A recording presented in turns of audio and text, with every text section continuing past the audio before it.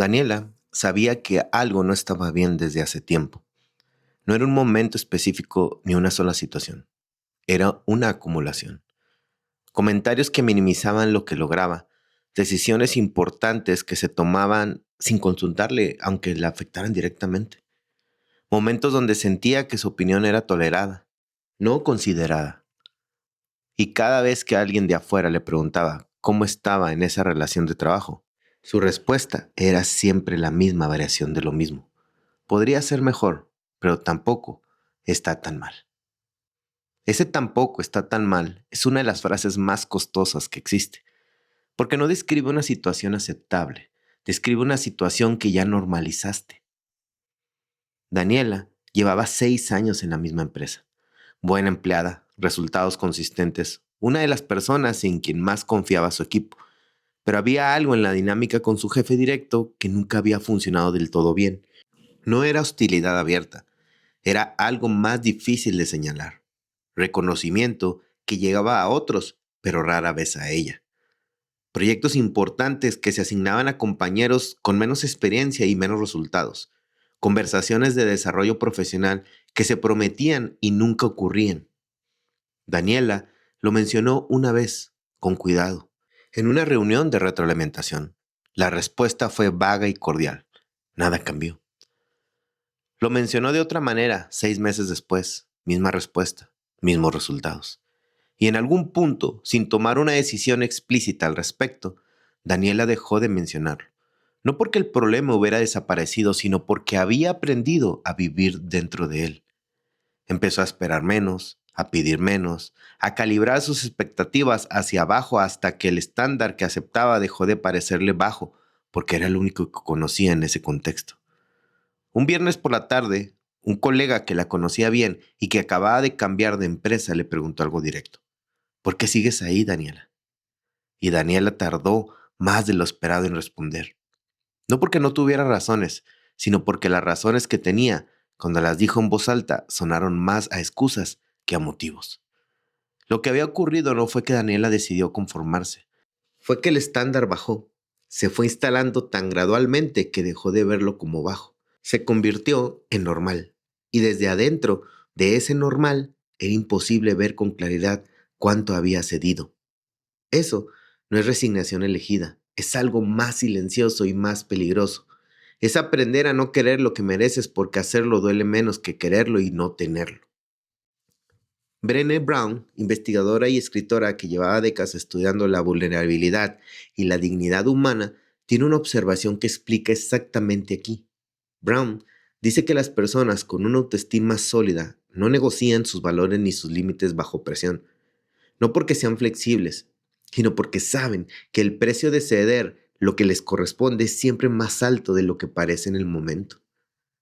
Atreverse a poner límites es amarse a uno mismo, aunque eso decepcione a alguien más. Lo que Daniela había perdido no era solo reconocimiento profesional, había perdido la práctica de tratarse a sí misma con el mismo estándar que exigía para otras cosas en su vida. Hay algo en Mateo 5:37 que va en la misma dirección desde otro ángulo. Sea vuestro hablar. Sí, sí, no, no. Claridad, sin rodeos. Sin el sí, que en realidad es un no diluido para evitar el conflicto. Porque hay una diferencia enorme entre elegir quedarse en una situación difícil desde la fortaleza, con conciencia y con límites claros, y quedarse porque no crees que mereces algo diferente. La primera es una decisión. La segunda es una rendición que no tiene el nombre de rendición. Antes de cerrar la semana, te quiero pedir algo que puede resultar revelador si lo haces con honestidad. Piensa en una relación en tu vida, puede ser de trabajo, personal o familiar, donde sientas que estás aceptando menos de lo que te gustaría. No en términos de lo que el otro debería darte, sino en términos de lo que tú has dejado de pedir, de esperar, de expresar. Porque en algún punto concluiste que no valía la pena o que así era como funcionaba esa relación. Escribe lo que encuentres y después escríbete esto. ¿Tomé esta decisión consistentemente o simplemente me fui acostumbrando? Hubo una época donde acepté en una dinámica profesional un nivel de comunicación que nunca hubiera tolerado en otro contexto. No fue una decisión, fue una adaptación tan gradual que cuando alguien de afuera me lo nombró, necesité un momento para admitir que tenía razón. Porque desde adentro ya no lo veía como problema, lo veía como el funcionamiento normal de esa relación. Esa diferencia entre decidir y acostumbrarse es más importante de lo que parece. Hay algo que me parece importante decir sobre las relaciones donde aceptamos menos de lo que merecemos. El problema casi nunca es que no sabemos que algo está mal. La mayoría de las veces lo sabemos. Lo que ocurre es que el dolor de cambiarlo parece mayor que el costo de quedarse. Y esa ecuación, mientras la creamos, nos mantiene exactamente donde estamos. Daniela eventualmente tomó una decisión, no dramática, no de un día para otro, pero sí consciente.